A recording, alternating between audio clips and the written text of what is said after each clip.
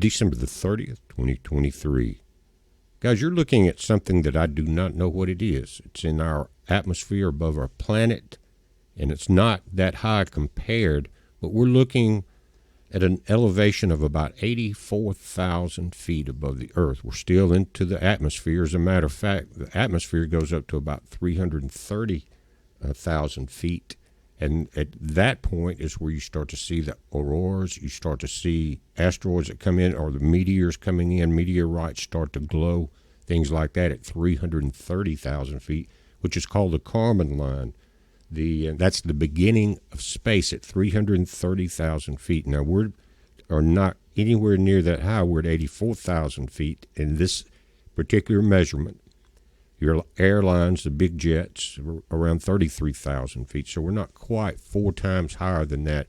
But what this appears to be is much like an aurora, but we are at the altitude of the upper jet stream, and that's what you're seeing pushing behind it. It's like something coming through and leaving a trail behind it, kind of a trail of disturbance in the actual upper jet stream itself.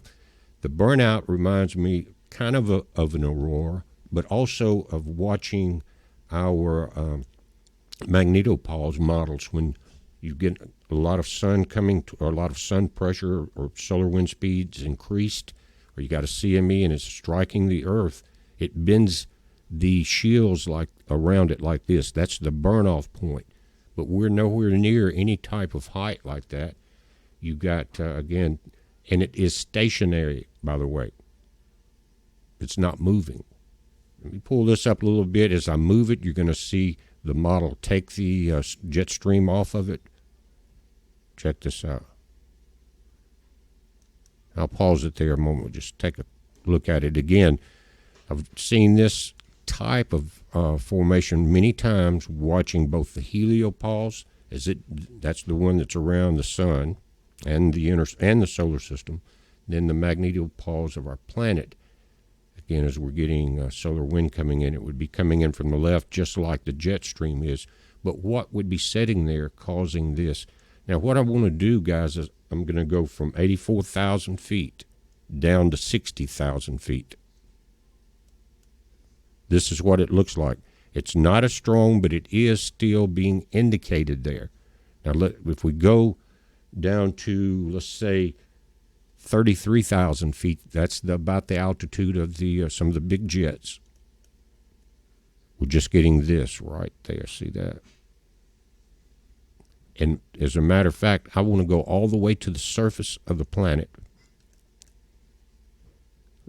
And we see this. Now, it's in a very unusual place to be stationary. What would be causing this all the way up to, again, 84,000 feet, which I'm going to go back to here. Look at that. What could be causing this? Now, let's turn the jet stream on and look at that. 84,000 feet, going back down one time to, say, 57,000 feet. Now, you can see a change in this, guys. Look at that. Right there. This is the glow of the shock wave, or I guess you would call it like the magnetopoles of whatever's causing it. I don't think it's visible to the eye or even to any camera. We're looking at pressure models and wind speed models. And what is this? This is the burn-off, but what is this right there? It's one of the most well-known spots that's never been really photographed from space, but it's actually exactly above the true North Pole, the physical pole, not the magnetic pole, but the physical pole of our planet. Let me pull this back just a little bit. We're right into the elevated jet stream that's being pushed up above most of us and most of Canada. Look at this trail it's leaving. Again, we are now at 57,000 feet as far as what we're looking at the model. Let me pull it back, and you can see that the jet stream is actually still bent. And it's got a lot to do with, I think, the solar wind. And the solar wind affects all of the motion of our planet, all of this. And again, we're talking about, if you look at it here, this was well below a couple of days ago Greenland and coming across here like that. So it's continuing to push up, which is going to leave the warmer air further north, cooler air further south. And that's what we're seeing. But let me pull this back down to the object in question. I did a video on this back in March of this year. The jet stream was not over this at that time, but I'm going to change heights, and I want to show you something. This is a phenomenon that's both on the North and South Pole, and why do they, in many photographs, satellite images over the Earth, there will be a black spot right here not showing you that, or now they've gotten to where they Photoshop it and just white it in, blend it in with snow. Any satellite images of this area. But forever they said it was because satellites didn't fly over the pole, so they had to catch side shots and a mosaic of images put together, and it would always leave that hole there. Yeah, but if you look up polar satellites, there's hundreds of them that go right over this on a daily basis. There's something there they don't want us to see. Now let's go all the way to the ground, leaving the air and the pressure on. Again, we're going to go down. This would put us at about 33,000 feet where the airlines fly. Now look at the difference. We're going to have to pull it up, but it is something that I think is the reason they're hiding this area. There's a vortex that appears to be pulling air into it. This is out here where we're seeing the shock, right there. But right here, guys, let me get it even closer. These lines are the true pole. Look at that. It appears and we see vortices all over the Arctic, and they change places. They rotate all the way around. This never moves, never. Now we're going to continue to decrease in elevation down to about 18,000 feet here.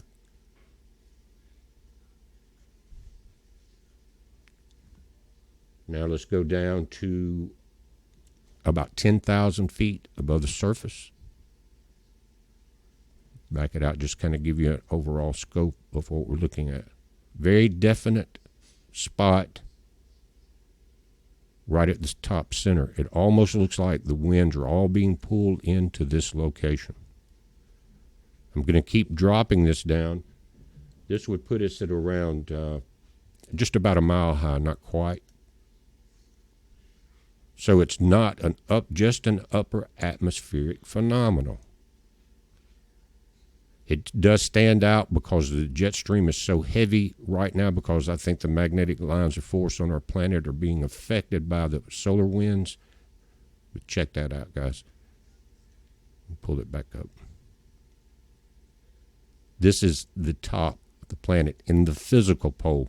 Now, I can't help but think, because we have one on the South Pole exactly the same, that the reason they're hiding the images is there is something to the Antarctic expeditions. And I remember seeing a scientist that was on Leak Project maybe a month ago. Some of you guys may have saw it. He said he was on one of these expeditions to the Antarctic, and his job was to let them, or to study why when they went into a cavern that was super wide, almost a mile high, did they have daylight? It was light. I won't say daylight. They had light in there.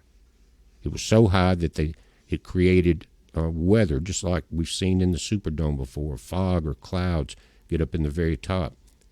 And what he discovered was that the glow in the cave, or in this massive cavern, was from bioluminescent objects, more than likely plant. And we've seen it before. You've got it in plankton in the ocean. I've sailed through it at night, glows behind it. You're seeing it in fireflies. Think that's bioluminescence in nature. And that's what he came up with. But I think that's exactly what we're dealing with here. Now, let's go all the way to the surface, right down to it, ground level. In this areas here, there's no mountains that are shaped like this around it. We get the same signature at the South Pole. Let me pull this up. Look at that. That's at ground level. This never moves. Let's go back out to a wider view of the entire thing here. You can see these vortices. This is ground level. These are storms, things like that. The U.S. is just down below here, Canada. But this one never moves. These will move depending on elevation. They will change. It's like they're bending and winding like a tornado would. But keep your eyes right there as I pull up. Stop it. Right there. Look at that. Never moves. With that being said, let's flip this over and look at the Antarctic phenomenon. Again, this is the physical center. If you put a pencil or a rod all the way through the planet, this would be the center of it. And that's what we're dealing with here. We are at surface level, same blue phenomenal edge right there. Now, it's not going to burn off at the top because it doesn't have the jet stream over it until it's wintertime here. And it's summertime on the South Pole, but look at this surface level. You can see it spinning from the top. Some of it wraps around whatever is causing that burnout effect. Again, why is it showing up on the surface? And then possibly being pulled in to this phenomenon. I don't know what else to call it. All I can think of is the folks that said they've been there. We've seen politicians go there and talk about vast caverns in those areas. Is there something to possibly not hollow Earth? Because I don't know if it would go through this all the way from here through to the center because of the heat factors, or is it winding its way through the Earth? I don't know. I'd like to hear your input. What I want to do while we're here, though, we're at surface level. Let's go all the way back up to 84,000 feet. Again, you're not getting the burn off because you don't have the jet stream right over it in summertime. Look at that. And I'm going to step it back down from 84 to 60,000 feet. Look at this. What's causing this, guys? What would stay there in that particular location? Dropping in altitude. We are now at 33,000 feet. That's, again, the height of most of your commercial air travel. Look at that. Let me back it out a little further. Look at that. All right, let's go down to about 18,000 feet here. Still very noticeable.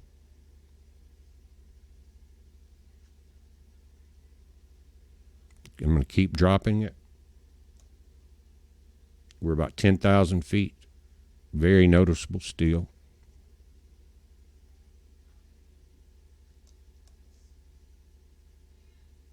Nothing's normal about it that I can see.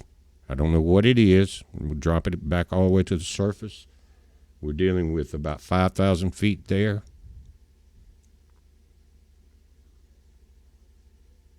Definitely not seeing the burn off at that level because at the lower level winds, the wind is in a different pattern altogether. Quickly we'll go back to the very top level. Look at that. Now let's go all the way to the surface. The wind patterns change, but this does not. And again, we're in the crosshairs of the physical southern point of our planet right there, Antarctic, the South Pole. And so just remember when they talk about pole flips and things like that, guys, you got a magnetic pole flip, which would not nearly be as disastrous as a physical pole flip. You know, I hope that we never see anything like that. But I also want to just show you a couple of maps. Now, this is a satellite image of the North Pole, not the South Pole, the North Pole. And again, they're saying this is an artifact of the mosaic weaving together of many pictures because they can't fly right over it.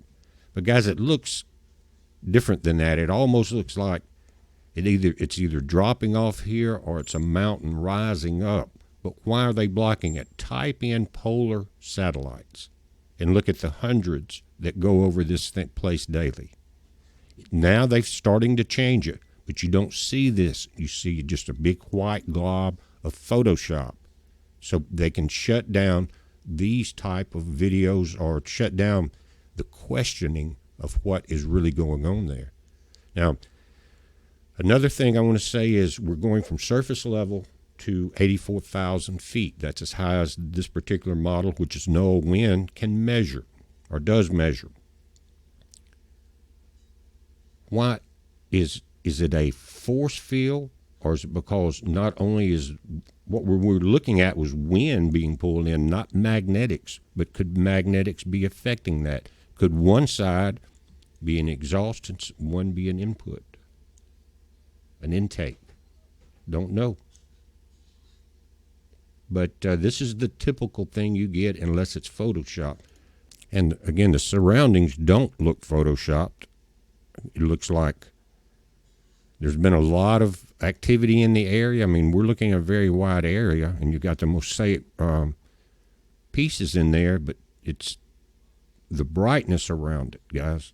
It must be an elevated section. But they never will show that or any. They've showed pictures of expeditions with men with flags standing around the very center of what they're calling the pole, things like that. We don't know. But I do not know for sure what we are watching. But we're going to continue to do it, guys. NOAA Wind is one of the links on our website. I'll put it in below. And if you got any questions about what I know about it, well, I'm no expert on it, but I would love to hear it. I think it's a mystery that's worth being